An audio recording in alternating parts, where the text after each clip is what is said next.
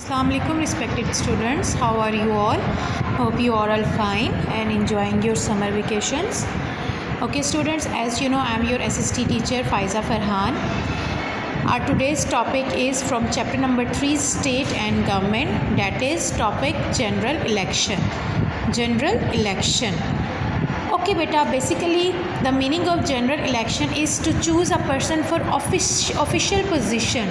ठीक है, जैसे अभी पिछले कुछ अर्सा पहले हमारे मुल्क में भी इलेक्शंस हुए थे फॉर एनी ऑफिशियल पर्पस के लिए किसी भी इंसान को इलेक्ट करना थ्रू वोट के ज़रिए, ठीक है, वोटिंग की जाती है एंड देन उसके ज़रिए ये इलेक्शंस होते हैं और आप लोगों को अपनी मर्ज़ी सेलेक्ट करते हैं। जैसे इंशाल्लाह आप लोगों को मैं जब आप आएंगे तो ये थ्रू एक्टिविटी भी बताऊंगी कि जैसे हम क्लास में मॉनिटर को सिलेक्ट करते हैं, ठीक है, दो बच्चे मैंने आपको नाम दिए, फिर मैं आपको कहती हूँ कि चले बेटा अब आप ये दो बच्चों में से जिसको सबसे ज़्यादा वोट्स मिलेंगी आप उसे अपना लीडर या आप उसे अपना क्लास का मॉनिटर बनाना चाहते हैं तो आप उसे वोट करेंगे एंड देन वो उसका क्या बन जाएगा, लीडर बन जाएगा या वो उस क्लास का मॉनिटर बन जाएगा।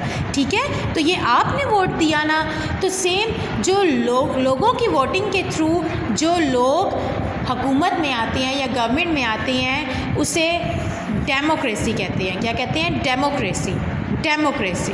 ठीक है, डेमोक्रेसी क्या है? गवर्नमेंट ऑफ पीपल, लोगों की हुकूमत होती है, इलेक्टेड बाय पीपल, या आप कह सकते हैं कि जिन लोगों को लोग खुद अपने लिए इलेक्ट करते हैं थ्रू वोटिंग। जैसे भी मैंने आपको बताया कि आप क्लास का मॉनिटर सेलेक्ट कर रहे हैं, आप वोट कर रहे हैं, तो ये डेमोक्रेसी है, डेमोक्रेटिक सिस्टम हुआ कि आपने अपने वोट के ज़रिए जमहूरियत का मतलब होता है जो आम लोग होते हैं, ठीक है, उन्होंने अपने वोट के ज़रिए आपने अपना मॉनिटर प्रॉक्टर को सिलेक्ट किया।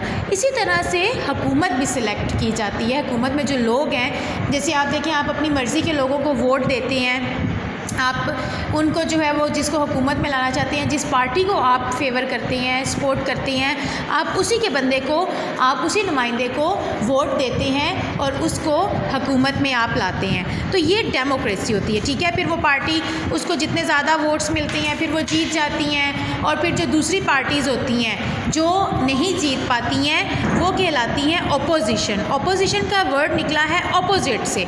ऑपोजिट का मतलब क्या होता है? यानी मुखालिफ, यानी अगेंस्ट। तो ऑपोजिशन का मतलब यही होता है कि अ ग्रुप और party of people who are ruling opposite to the ruling party और गवर्नमेंट, यानी जो पार्टी रूल कर रही है इस टाइम, जो पार्टी हुकूमत में ऑलरेडी है, जो हुकूमत कर रही है, उसके अगेंस्ट जो पार्टी बैठी होती है पार्लियामेंट में हमारे, उसे ऑपोजिशन बोलते हैं। ठीक है, तो ये हमारे पास तीन हमारी टर्म्स आ गई, एक जनरल इलेक्शन, एक डेमोक्रेसी और ऑपोजिशन। ये तीनों इंटरलिंक हैं, इसीलिए मैंने आपको यहीं पे समझा दी है। ठीक है, क्या इलेक्शंस क्या हैं कि आप वोटिंग के ज़रिए लोगों को सिलेक्ट करते हैं। डेमोक्रेसी, जो लोग अवाम वोटिंग करती है उसको डेमोक्रेसी बोलते हैं, डेमोक्रेटिक सिस्टम बोलते हैं।